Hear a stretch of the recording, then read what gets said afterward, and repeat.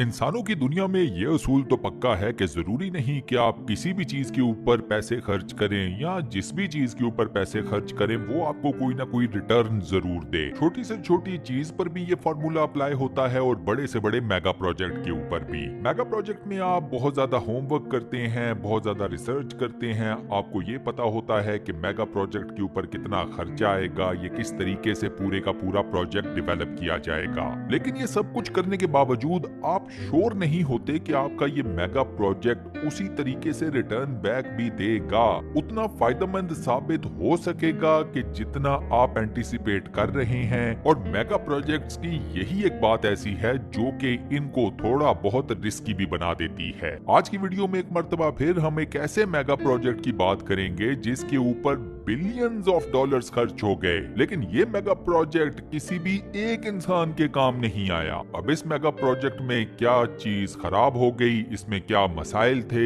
ये क्यों लोगों के इस्तेमाल में नहीं आ सका, इसके ऊपर टोटल खर्चा कितना हुआ, ये किस मुल्क में है, ये सब कुछ और कई डिफरेंट इंतहाई अजीबोगरीब, इंतहाई हैरत अंगेज किस्म की मालूमात इस एक मेगा प्रोजेक्ट के बारे में हमारी आज की वीडियो का हिस्सा है। वीडियो एज यूजुअल मजेदार है, सो टिक कर बैठिए और वीडियो को शुरू से लेकर आखिर तक पूरा एंजॉय कीजिए। चलिए शुरू करते हैं। आज के इस मेगा प्रोजेक्ट का नाम है इंटरस्टेट हाईवे 3 हवाई। इसको शॉर्ट फॉर्म में इंटरस्टेट H3 हवाई भी कहा जाता है। दोस्तों, ये है एक हाईवे जिसे हम उर्दू में सड़क कह लेते हैं। अमेरिका की रियासत आयोवा के शहर हवाई में ये सड़क तामीर की गई। आप इस सड़क के लैंडस्केप्स देखिए, यानी कि इस सड़क के इर्द गिर्द जितने भी कुदरती या नेचुरल नजारे हैं, तो यकीन मानिए दोस्तों कि इन खूबसूरत कुदरती नजारों को देखकर आंखें हैरान परेशान रह जाती हैं। जो लोग अमेरिका में मुकीम हैं वो वैसे ही जानते हैं कि हवाई किस कदर खूबसूरत है, और अगर आप अमेरिका में नहीं हैं तो सिर्फ एक मर्तबा हवाई को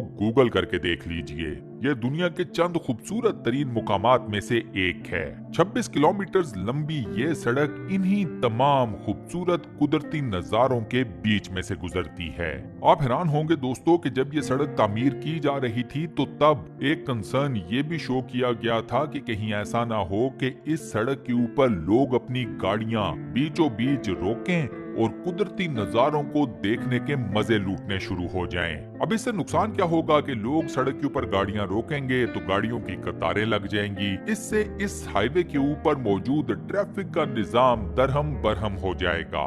लेकिन हकीकत में हुआ क्या कि ये हाईवे जितनी ज्यादा खूबसूरत थी उतनी ही ज्यादा कंट्रोवर्शियल भी बन गई।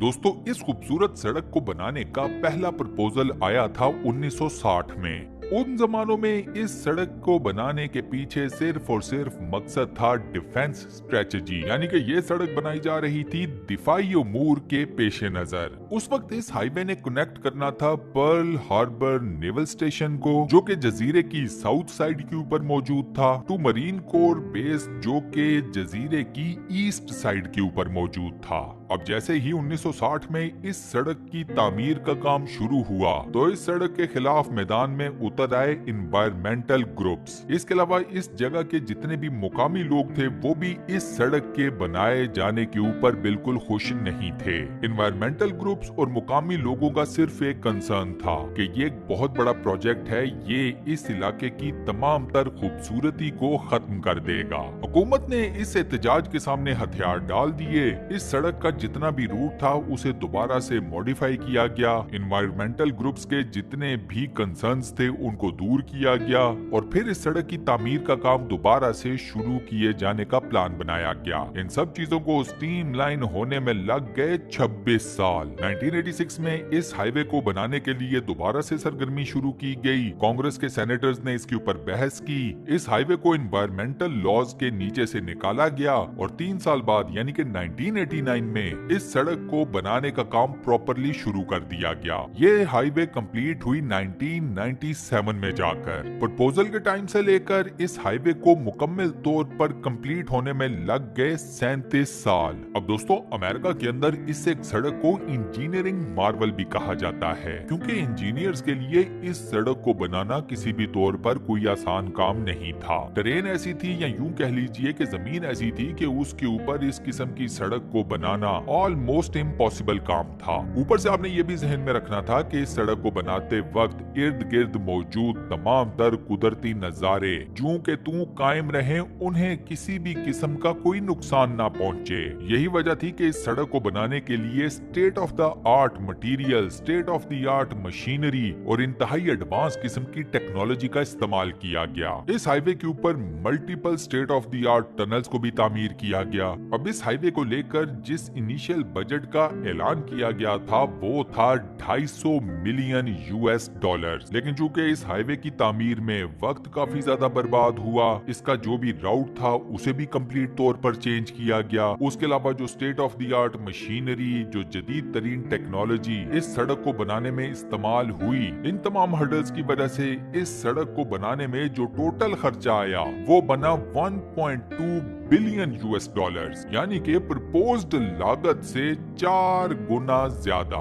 इस हिसाब से इस सड़क का 1 किलोमीटर पड़ा 50 मिलियन यूएस डॉलर्स का। ये पूरी दुनिया में जितनी भी सड़कें बनाई जाती हैं उनमें सबसे ज्यादा एक्सपेंसिव कॉस्ट है एज पर किलोमीटर। अब ये सब कुछ होने के बावजूद, इतना रुपया पैसा बहाने के बावजूद ये सड़क बेहद कम लोग इस्तेमाल करते हैं। उसकी एक बड़ी वजह तो ये है कि ये सड़क बनाई गई थी दिफाई अमूर को पेशे नजर रखते हुए। अब ना तो पर्ल हार्बर का नेवल स्टेशन कुछ ज्यादा इंपॉर्टेंस रखता है जहां से एक साइड के ऊपर ये सड़क शुरू होती है, और ना ही हवाई का मरीन कॉर्प्स बेस अब कुछ ज्यादा अहमियत रखता है जहां पर इस सड़क का दूसरा सिरा है। इसके अलावा दारुल हुकूमत होनोलुलु के डाउनटाउन की तरफ जाने के लिए इस सड़क के ऊपर कोई भी अल्टरनेटिव रूट नहीं। आप इंटरस्टेट H3 के ऊपर चढ़ गए तो आप भूल जाएं कि आप होनोलुलु जा पाएंगे। तीसरी अहम बड़ी वजह यह है कि जब से ये सड़क तामीर की गई है, मुकामी लोग इस सड़क को बिल्कुल इस्तेमाल नहीं करते, बल्कि यूं समझिए कि उन्होंने तो इस सड़क का सीधा सीधा बायकॉट किया हुआ है। मुकामी लोगों का कहना यह है कि जब ये सड़क तामीर की गई थी तो इसकी कंस्ट्रक्शन के दौरान उनकी कई ऐसी मजहबी जगह थी जिन्हें तबाह कर दिया गया था क्योंकि सड़क ने वहां से गुजरना था। इन मुकामी लोगों ने ये सब कुछ देखते हुए इस सड़क को कर्स्ड करार दे दिया। अब जाहिर सी बात है, सेब ज़्यादा सड़क के ऊपर कौन ट्रेवल करेगा। अब दोस्तों आप खुद सोच लीजिए कि एक ऐसी हाईवे जिसको लोकल्स बिल्कुल इस्तेमाल नहीं करते, वो हाईवे आपको सूबे के दारुल हुकूमत की तरफ नहीं लेकर जाती, और वो हाईवे जिसको बनाने का बुनियादी मकसद अब मुकम्मल तौर पर फोत हो चुका है, नेवल बेस और एयर बेस को आपस में जोड़ने का। तो ऑब्वियस सी बात है, इतने 3 बड़े बड़े मेजर फ्लॉज होते हुए इस सड़क के ऊपर डेफिनेटली ट्रैफिक बिल्कुल ना होने के बराबर है। यहाँ मैं आपको ये बता दूं कि ऐसा नहीं है कि इस सड़क के ऊपर बिल्कुल ही ट्रैफिक नहीं चलती। इस सड़क के ऊपर ट्रैफिक चलती तो है, लेकिन बेहद कम, यूं समझिए ना होने के बराबर। और यहाँ मैं आपको बता दूं कि दुनिया भर से हर साल लाखों की तादाद में टूरिस्ट इस जगह का रुख करते हैं। इतनी बड़ी तादाद में टूरिस्ट जिस जगह की तरफ आते हो, वहाँ की अगर सड़क का ये हाल है तो फिर मान लीजिए कि ये मेगा प्रोजेक्ट जिस हिसाब किताब में बनाया गया था, वो हिसाब किताब सारा मुकम्मल तौर पर फेल हो चुका है। अमेरिकी हुकूमत के और अमेरिकन टैक्स पेयर्स के 1.2 बिलियन यूएस डॉलर्स गए पानी में। और इसी फैक्ट के साथ हम अपनी आज की इस वीडियो को यहाँ पर करते हैं दी एंड। दोस्तों आज की ये वीडियो आपको कैसी लगी, वॉइस ओवर कैसा लगा, मुझे नीचे कमेंट सेक्शन में जरूर बताइएगा। वीडियो को बंद करने से पहले आपसे एक छोटी सी रिक्वेस्ट, और वो ये कि अगर आपने अभी तक हमारे इस चैनल को सब्सक्राइब नहीं किया हुआ तो बराए मेहरबानी चैनल को सब्सक्राइब जरूर कर लें और साथ बने हुए बेल के आइकन को लाजमन प्रेस कर दीजिएगा। बाकी अपना बहुत ख्याल रखिएगा। इंशाल्लाह मुलाकात होती है किसी नई बेहतरीन किस्म